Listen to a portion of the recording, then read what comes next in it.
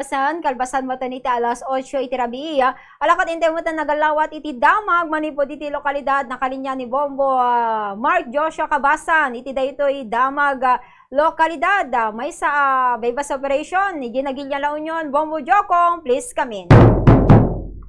Yes, Bombo Cheryl, mapalad tayo ngayong gabi dahil makakapanayam natin ang acting Chief of Police ng Nagilian Police Station, si Police Major Jason Manuel, regarding sa naging successful na bypass operation kanina lang. Bagong lahat, sir, magandang gabi. Pagbati niyo po sa mga tagapakinig at nanonood ng Bombo Radio La Union. Si Bombo Mark po ito, makakasama po natin si Bombo Cheryl. Cheryl, magandang gabi sa lahat ng tagapakinig natin. Okay. Yes, sir. Balitaan mo naman kami regarding po sa nangyaring bypass operation kanina, sir. Regarding po sa nangyaring bypass operation, nagkaroon po tayo ng bypass operation sa Barangay Imelda, Nagilian, La Union. Kasama po natin ang RPDE 1 led by Police Lieutenant Colonel Michael S. Datuin, which led to the successful arrest of Adrian Lictao Saltiban, who is a resident ng Barangay Kusing Norte. At yun nga, dulay witness ng mga witnesses ng barangay natin and of course the media representative. Okay. Sir, sa listahan po or sa monitor po dyan sa Nagilian, dati na po ba itong subject natin, sir, or bagong-bago na to? Considered po natin siya as SLI o street level individual.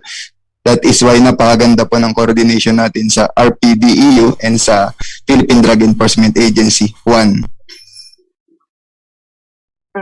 Okay.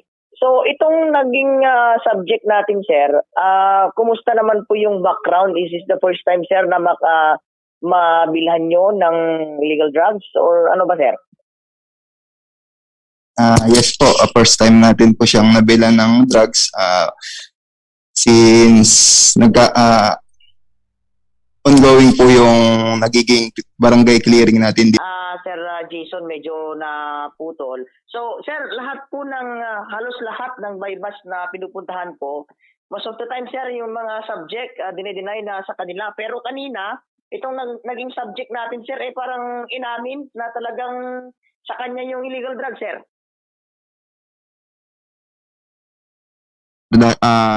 Meron naman po tayong process.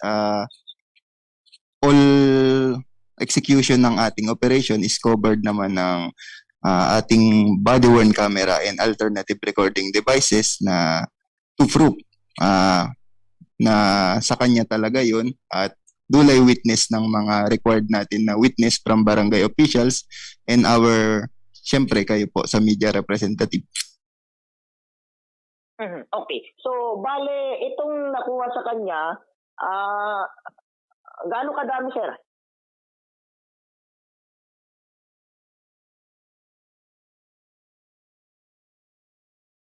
Sir Jason? Bombo Jokong, awan to audio na. Hello. Yes, So nakabili tayo sa kanya ng more or less 1 gram, which is subject na nga po siya dun sa nirequest natin sa Regional Forensic Unit 1 ngayon to confirm yung kung siya ay since siya is suspected natin na illegal drugs. Okay. Sir, ipapasa ko po sa Angkor, Bombo Cheryl, kung may kang tanong. Yes, maraming salamat, Bombo Jokong. Magandang gabi, Sir Manuel. Si Bombo Cheryl po ito. Ito ba hong subject or itong suspect ho natin sa bypass operation, may record ba ho siya dyan sa munisipyo ng Nagilian na illegal drugs ito, sir? Or may record din ho ba sa kapulisan? Sa atin, thank you. Siya po ay considered nating street level individual as per coordination nga po sa ating Regional Police Drug Enforcement Unit and sa PDEA po natin na napakaganda po ng coordination natin kaya which lead to the successful arrest po ng tao. Mga ilang buwan o ilang araw ho na minanmanan natin itong suspect, sir? Tuloy-tuloy po natin siyang minamanmanan since hindi po tayo tumitigil dito sa pag-monitoring po sa area ng Nagilian Municipal Police Station since umupo po ako. And continuous rin po yung coordination namin sa PIDEA. That is why tuloy-tuloy po yung pag-monitoring namin at hindi po natatapos dito yung pag-monitor namin sa area. Opo. Ilang gramo ho at ilan ho yung nakuha sa kanya na pera rin kung meron man, sir? Magkano ho lahat yon? More or less 1 gram nga po siya yung object of sale.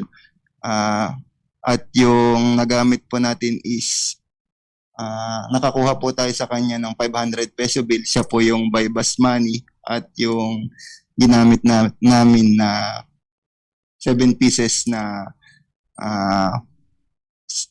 copy ng 1,000 peso bill para ipambili po sa kanya dun sa nakuha namin na more or less 1 gram which is subject na po sa examination sa RFU1 para makuha po natin yung result if illegal drugs nga po siya.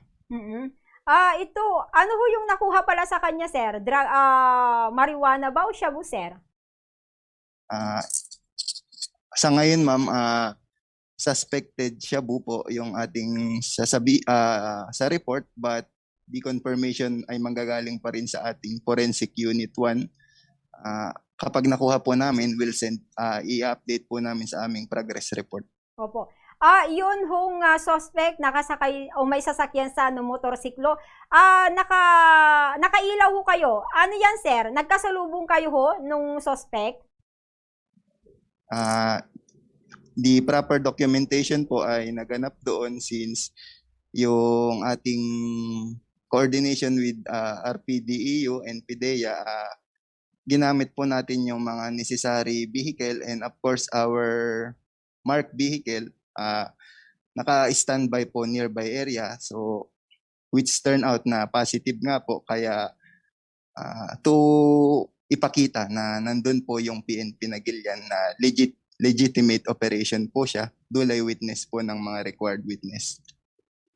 Yes po, sir.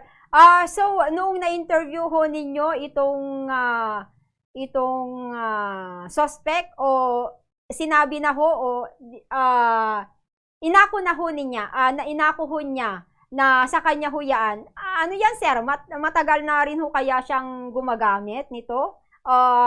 Wala ba ho tayong info sa kanya kung saan galing yung allegedly na droga na nakuha o nabaybas natin sa kanya, sir? Regarding po sa ganyan, ma'am, hindi po muna natin siya required na kunin yung statement niya. That is why properly documented po lahat ng from pre-operation up to the buy-bus. Well documented po siya as required po sa amin sa court para ma-inquest po namin siya bukas. Sir, ano ho yung pwede nating sabihin na lamang ho sa public, dyan ho sa Nagilian, na pwede ho nating i-encourage sa mga tao na ito, may nahuli ho kayo dyan? Good evening po ulit. Sa amin naman pong munisipyo, tuloy-tuloy naman po yung suporta ng aming LGU in terms of anti-criminality and maintenance of peace and order po sa Nagilian MPS. That is why tuloy-tuloy po yung engagement namin sa mga punong barangay, sa barangay officials na totally eradicate na nga po yung illegal drugs activity. So ito na po yung ito po ay patunay na hindi po tumitigil yung kapulisan natin at yung ating local government unit in order na ang Nagilian ay maging drug-free po. Sir, maraming salamat ho sa oras at sa time na ibinigay ho ninyo. Babalik ko na lang po kay Bongbong Jokong. Bongbong Mark. Sir Manuel, sir, maraming salamat and again, magandang gabi po. Ingat po kayo. Maraming salamat ka, Bombo Mark, and thank you po. Okay, sir Dejay, Bombo Cheryl ni acting chief of police iti nagilian ni Police Major Jason Manuel. So bypass operation detoy. Bombo Cheryl no bypass operation kinasawad nakagatang iti pusher buyer iti illegal drugs or believe to be shabu kredikat agdagsan iti 0.5 grams nga mapatapat nga aggatad iti 3,400 pesos. So dati nagbalin nga subject or suspect ni Adrian Lictao Saltiban agtawan iti sa 18 kaya nagnaad dito barangay Gusing Norte Nagilian La Union may consider nga street level individual. I-correct ko lang ginti pakpaw nga report kat married kami dito Bombo Cheryl ngam dito kata single pala actually ag 19 years old turning 19 dito into no August 8 ta nakapatpatakot tayo personally kat inamin namit nga adati aramid na no may panggap iti illegal nga droga kat kinatay kat naipanmutan dito yun iti custodial facility iti nagilian na police station for proper disposition. So dito nagbalin nga nabaligi nga drug bypass operation kat dito kat inauluan iti Regional Police Drug Enforcement Unit kadwada laeng nya kadwada iti nagilian na Municipal Police Station ken kastamot dagitay na dumadumang unit nga dito ikat na kadwada nga nangikasa o nangisayang kat dito anti-illegal drug bypass operation. So dagi kwarta nga naala or dagi gatas na kunak kuma or dagi bypass money kat agat may isang 500 pesos na genuine money daytoy ken gastamot 7 pieces nga Xerox copy laeng iti 1,000 peso bill dapat iti cellphone nga naala ken gastamot dito motor na nga Euro 150 color red awanti plate number na ken gastamot iti kwarta nga nakaibulsa ken iti suspect Bombo Cheryl. So data Bombo Mark, kasama Bombo Cheryl. Wan, kung namitatay inaklon na daytoy suspect nga iso nakatag gusosar. Ano ba nga naibagaw no hamulang ba nadamag no nagtauda na daytoy illegal a droga nga naalakin ko ana? Confidential data kita kastang bambanag Bombo Cheryl ta no may panggap ta kasta itibiyang ti PN Pinton dati makamo may panggap data naggapuan na no nyen tumati naggapuan da data nga illegal drugs sa Bombo Cheryl. Ada kami nagiti banag nga mabalin nga may baga special data kita kasta nga bambanag Bombo Cheryl ta mabalin nga makasali or makatadaol nga itibiyang iti PNP dagiti sumarsarno nga operation da. Wan alakat 18 years old kunata. So direksyon igayan ti police station dayto yan Bombo Romnick. Ay Bombo Jokong.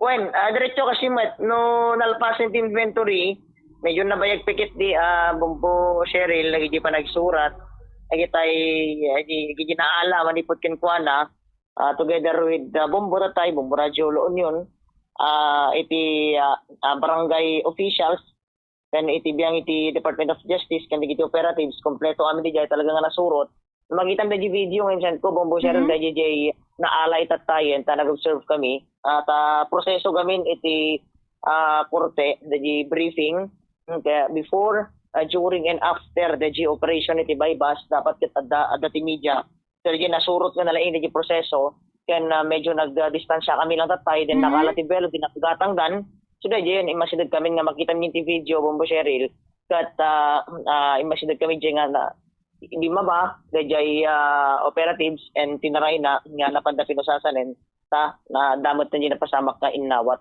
transaction Bombo Cheryl. Kaya mo nga sawon nga rod Bombo Jokong on the day nga DJ ko natakat matiliw adda ka ijayan idigim matang nagagatang winugim matang daytoy posture buyer ken kuana on the spot dijayan Bombo Jokong kas ba ti pasamak na tatay. DJ ba tatay Bombo Cheryl before during and after the operation dapat adda dijay kasi ti proseso no awan dagiti surusurutan nga proseso iti biyang iti PNP adda ti briefing nga mapasamak and then after that ag-proceed kay inti mismo nga kitaem no kasano di pasamak Bombo Cheryl di panaginawat da and then di panagtiliw da aging gati may balot Bombo Cheryl. Okay Bombo Jokong. Para iti Bombo Zona Libre Bombo Mark Joshua Cabasan reporting para sa Pambansang Radyo na Pilipinas consistent number 1 radio station sa La Union Basta Radyo Bumbo.